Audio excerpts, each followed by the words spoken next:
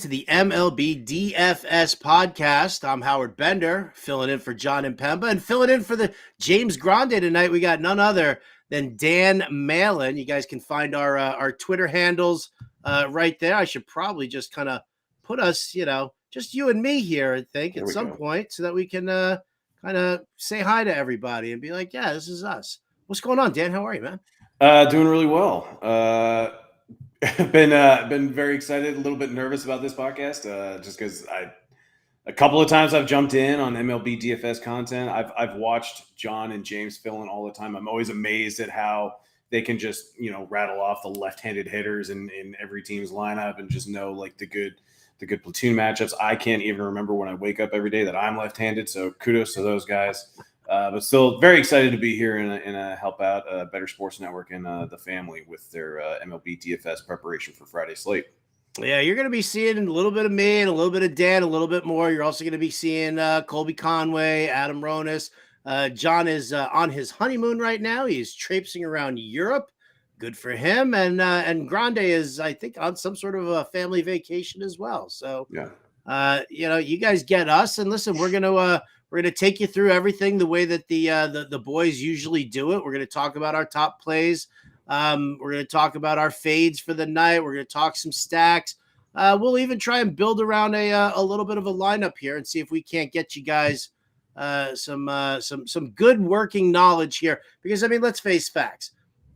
We're talking about this right now. Lineups are not in, so we don't see what the stacks are. So this is just strictly based on, like on paper, what we're looking at, the certain numbers and things like that. So let's start it off here as John and James do. Now, they usually talk about their top 3 hits from their last broadcast. I don't have one. Do you? I do not. No, so we're off to a great start.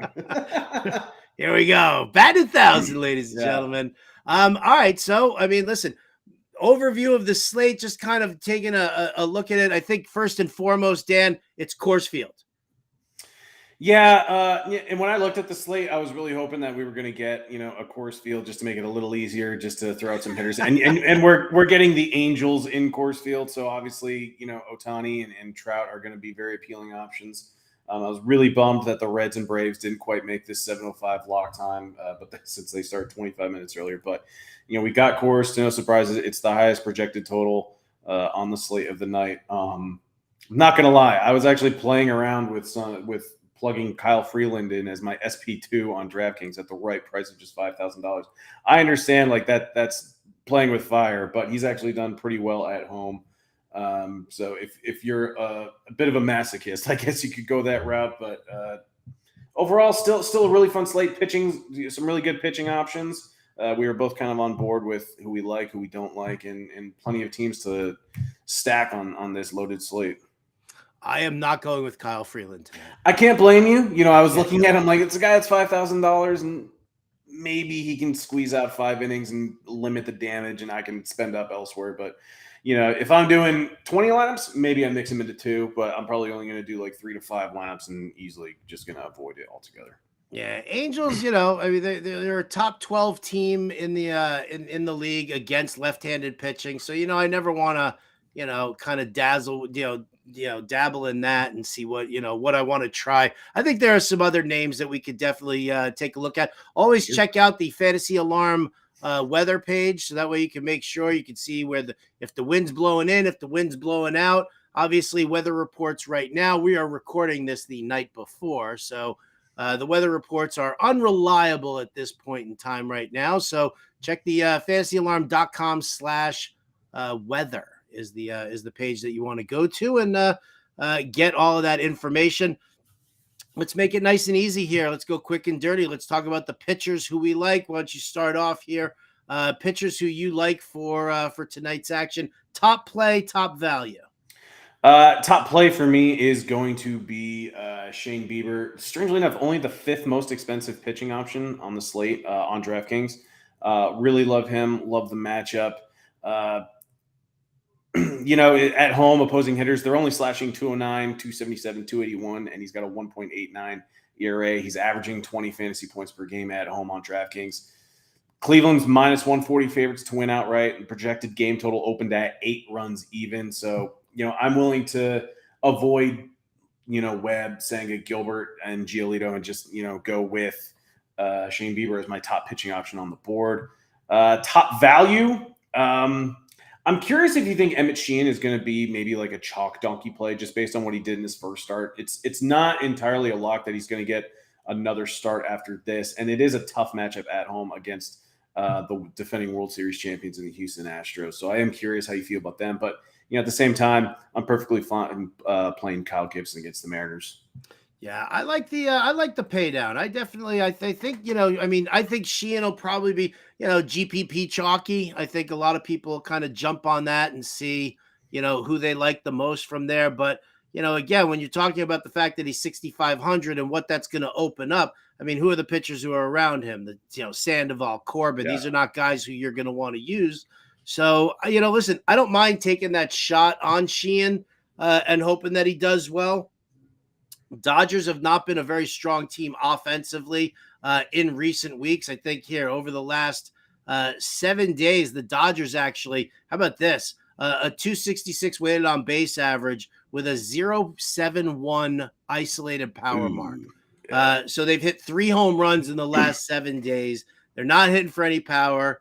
26.5. Oh, you know what? I'm supposed to be looking at Houston. Come on, Dan. You're supposed to keep me on the straight and narrow, buddy. Houston's middle of the pack. They're middle of the road. 307 weighted on base average, a 149 isolated power mark. So, I mean, it's middle of the road. So I think that Sheehan is definitely a guy who can probably return at least some semblance of a decent value for you on this slate. My pay down, the value I like, believe it or not, here is Wade Miley. I think that's going to be one spot that we actually disagree on this week. But I love that we can be on two ends of the spectrum for this matchup. Yeah, I mean, I've never been a Wade Miley fan. But he came back from injury, shut down the Pirates in his first matchup there, and if you look at his game log. Like, with the exception of getting thumped by the Dodgers for 7 runs, he has 6 starts where he never gave up more than 3 runs. And, and the strikeout numbers aren't really what you want. But for me, as like a second starter, I mean, I think that, I'm not really going to mind. I do like Bieber as a top play here as well. I definitely do. But I kind of feel like I might hang in the value range a little bit in order to be able to get those bats from, because I'm going to want Padres bats. I'm going to want Rockies against Sandoval. I'm going to want some Angels going up against Freeland. And so for that factor, Wade Miley, I'll forego the strikeouts from him and see if he can't just keep that Cleveland lineup in check. Let's face it, dude, the Guardians against lefties, 301 WOBA, 133 isolated power mark. Again, they're not a big strikeout team, but they're not hitting for anything. They're not hitting for shit.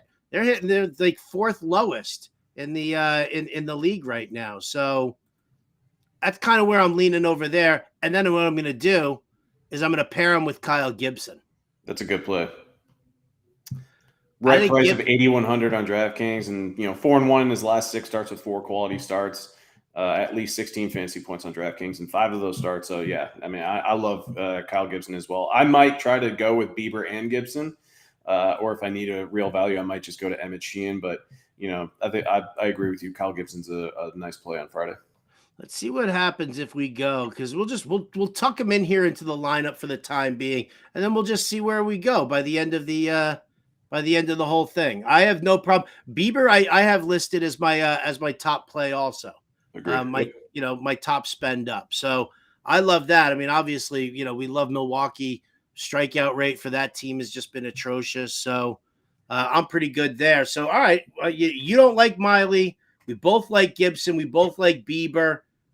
Sheehan, we'll see what happens. I'd be willing, if we can't build a decent lineup out of this. I'll be very happy to grab myself, put Sheehan in there instead of Bieber, and let's see what we can do. Let's do it. Any particular pitchers that you're looking at fading for the night? It's probably going to be Logan Gilbert. Just looking at the home road splits, wasn't in love with them earlier. I'm just trying to see what I have for him in my notes. But yeah, I like the way Baltimore's coming around. And the only reason I initially was off on Gibson is because we talked about in football a lot. The West Coast team that's to travel east, and I know the Mariners have already been on the East Coast.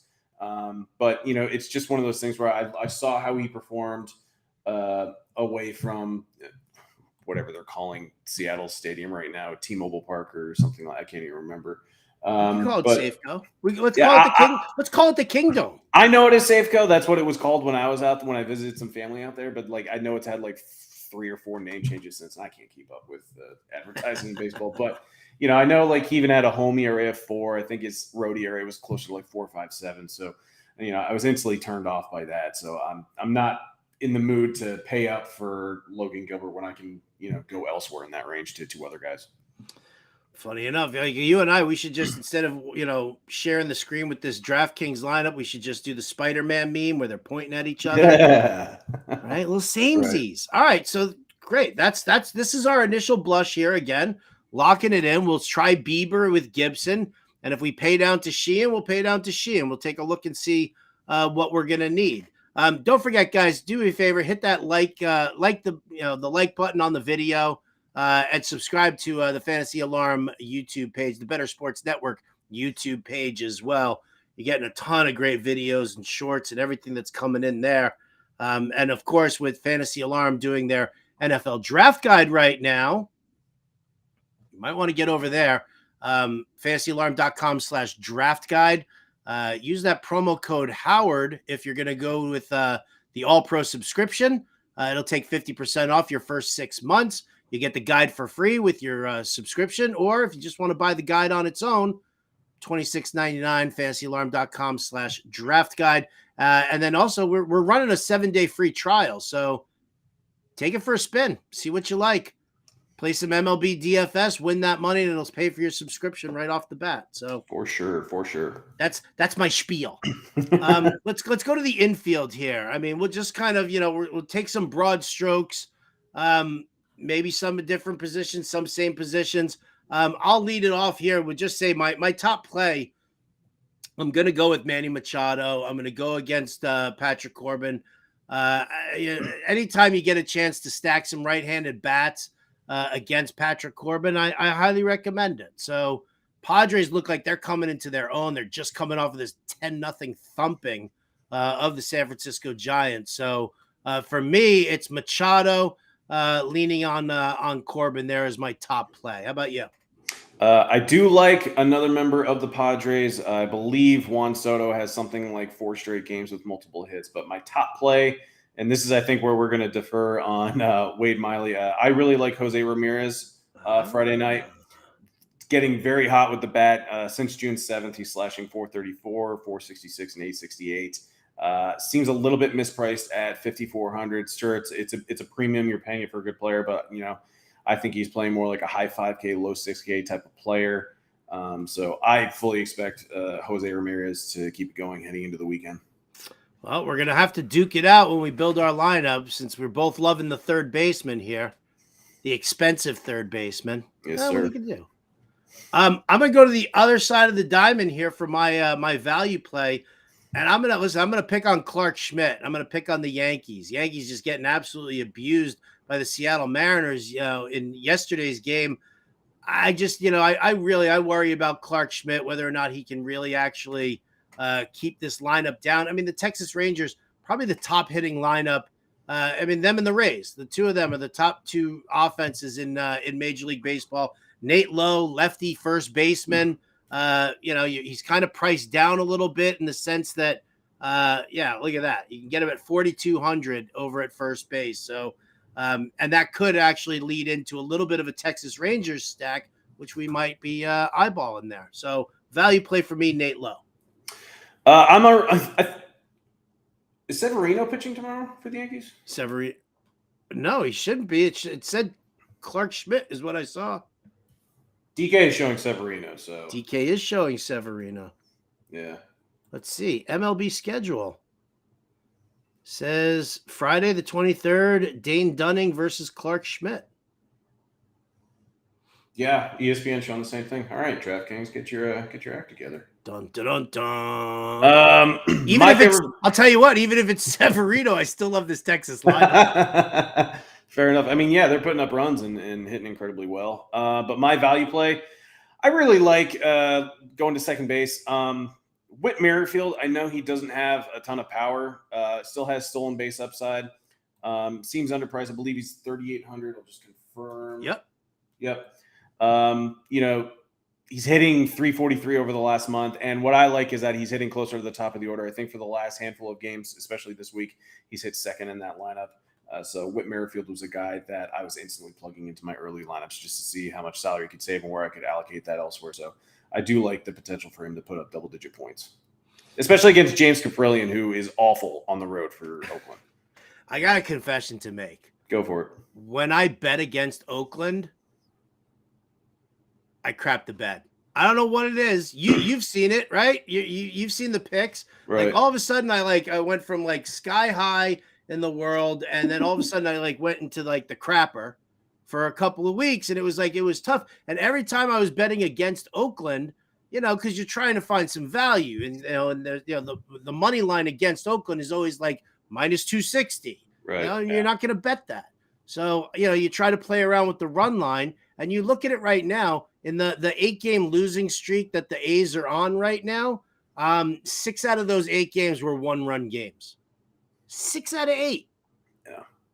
They always manage to screw me. So, but listen, I'll throw Whit Merrifield in there against Caprillion because maybe your energy will help out my crappy energy. That's a good tip because I am covering the MLB best bets for Friday. So I'll be sure to not target the Oakland Athletics too much.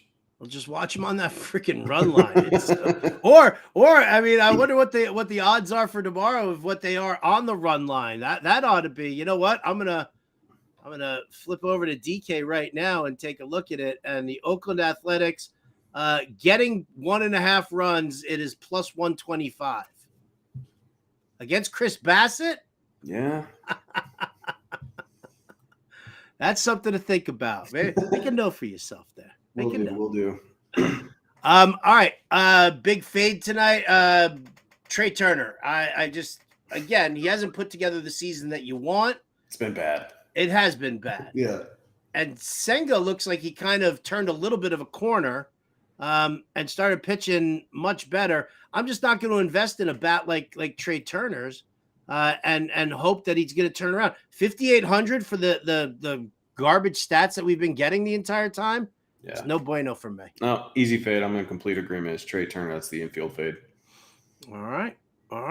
Well, then I guess that we can kind of scooch into the outfield. Although, do you want to pick a catcher? We can build the lineup as we go. Catcher. This is so the catchers that I was looking at. I know you alluded to the Texas bats. I do like Jonah Heim if he gets a start. Especially if he's going to be switch hitting and hitting lefty, he can take advantage of the short right field porch. Coors Field catchers are going to be in play, and this is another one. But if Danny Jansen can get the start tomorrow night, I target him for my Blue Jay stack. So I don't know. Whenever I pay up a catcher, it never goes well. So that's always my big reservation. All right. Well, Danny Jansen, we'll throw him down there at 3,400 and see if we got like a nice little mini stack there. Some Jays against Caprillion.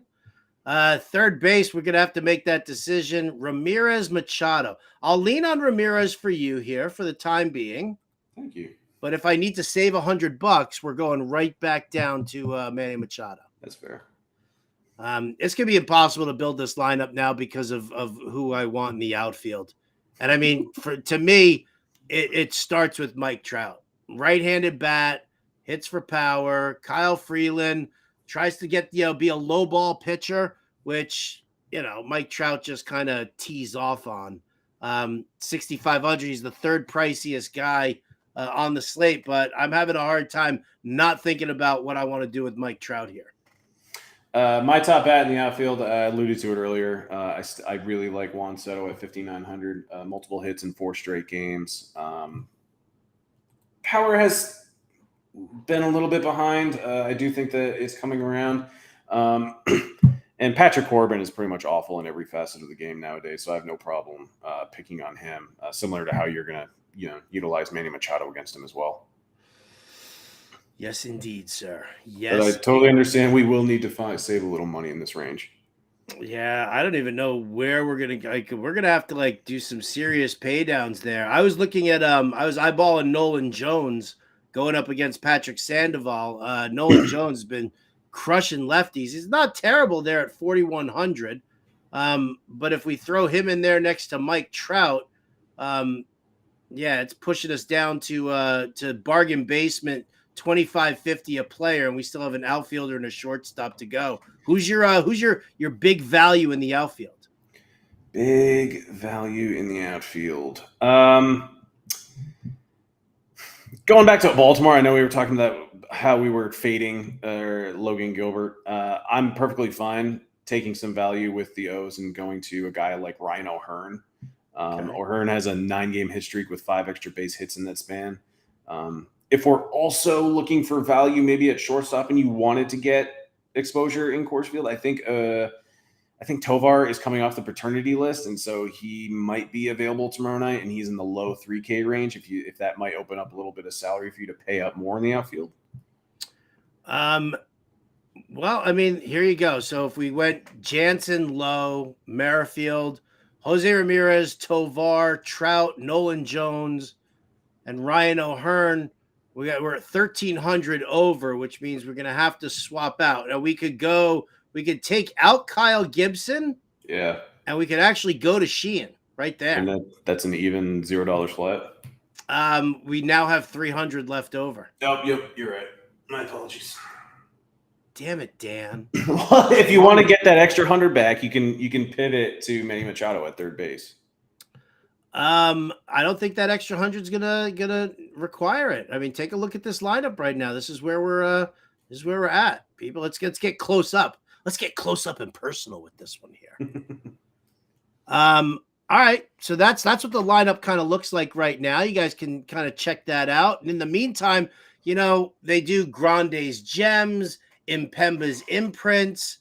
So I took I took the liberty here, Dan, of going with Bender's Big Times and Malin's Mensches. Okay. If that's a little, because the Jew in me loves the word mensch. If mensch is not a word that you feel comfortable with, you could come up with your own. But I thought Malin's Mensches was right on.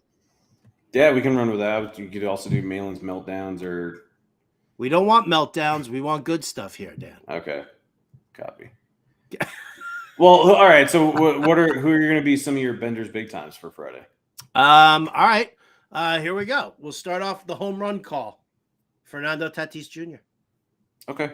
I mean, I could say Mike Trout. I think Mike Trout's actually going to do it, but I think Trout's going to do a whole lot more than that. So I'll just say home run call Fernando Tatis. How about you?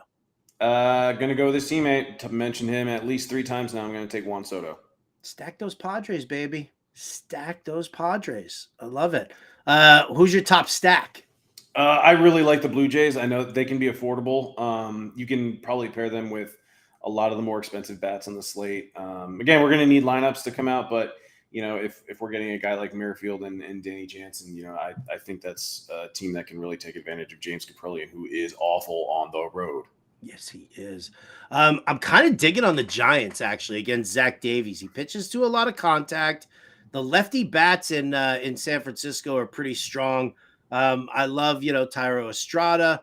Lamonte Wade Jr., I think, is probably one of the more undervalued guys out there. Just want to make sure he should be at the top of the lineup, but then I want to see what the rest of the lineup is surrounding him. Where they're going to put Jock Peterson, because those are just different names that we're going to want to explore. But for the time being right now, I do love the Giants against Davies, even though we have no Giants in our lineups right now. Does that ballpark? I remember years ago, I used to cover ballpark factors and everything like that, but I haven't followed it as closely. But is that still more of a pitcher's ballpark, or is it becoming more hitter friendly? Because I see in MLB DFS that's a ballpark that everyone seems to be more okay targeting for DFS, especially late night hammers.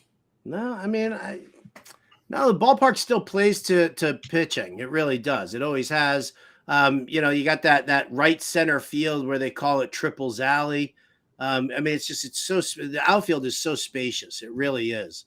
So still plays like a pitcher's park, but again, I don't mind it because the way these Giants are built, they're built for, not so much small ball, but when you have guys like Estrada and you guys like Wade, these aren't big bats that you're looking at. Jock Peterson, you expect to hit a home run. Yeah. The other guys just, pepper them around with some hits. I'm perfectly fine racking up DK points on base hits and runs scored. There you go. Yep. So Jays for you, Giants for me. What about a contrarian stack? I think this is going to go back to where we disagree on Wade Miley a little bit, but I really like the Cleveland Guardians. Very high on Jose Ramirez. I think our next category is going to be star of the night. He's going to be my star of the night as well. So I'm pretty high on them, even like Josh Naylor a little bit as well. So if I can afford them, like a lot of my early lineups that I was playing around with were Toronto and Cleveland stacks.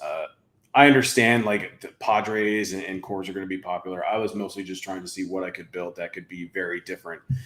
So I've been building a lot of like Toronto Guardians, but I will be mixing in the more popular stacks as well. Yeah, I got you on that one. I'm actually my contrarian stack. I'm going with the Orioles against Logan Gilbert because I think that people are going to be afraid of using Orioles bats against Logan Gilbert. Listen, I love, the top end of that lineup. Big Adley Rutschman fan. You don't like paying up for catching. I really dig on him. I think Anthony Santander is another underrated bat. So I think as far as a contrarian stack goes, if I'm building multiple lineups, I might play around with it. They're also not going to be too expensive, and they'll let you, sprinkle in a little bit of Coors Field in there too. Yeah, I mean, you can also mix in like Ryan O'Hearn and Austin Hicks as well. No doubt about it. No doubt. All right, star of the night. Oh, you said it. Jose Ramirez. I gave mine away, yeah, because it was part of my contrarian stack. So it's more so your turn right now. Dude. Mike Trout. Yeah. Surprise. He's on the cover of this. I'll have to send you the cover. So bold of you. Right? Yeah. Come on, man. It's the first time he's in Coors this year. No, I don't blame you. And our value play of the night, what do you got? It's going to be Whit Merrifield still. There are some value pieces that I'm interested in Coors a little bit. And honestly, I don't hate Anthony Volpe, but I would only play him more if like you were, going to be stacking Yankees against Texas. But I'd still like Ezekiel Tovar if he's in the lineup after being on paternity leave. But for me, I've touched on it a lot. It's going to be Whit Merrifield in the infield. All right, and for me, it's still Nate Lowe. I mean, again, 4,200. If you can stack them up with a couple of guys, that's always nice. You stack them up. You said you like Jonah Heim. That's actually they kind of are right there near the lineup themselves. Nate Lowe bats fifth behind Adolis Garcia, and then you've got Josh Young and Jonah Heim, and that trio has been pretty damn sweet for everybody this year. Very nice, very nice. Love it. All right, so you guys see the lineup. You guys have heard the plays. Tune in later on today at 5 p.m. Eastern as Dan Servidilio and Adam Ronis take you through the rest of the night with the lineups and help you out with everything for that. In the meantime, for Dan Malin, I'm Howard Bender. Appreciate you all tuning in.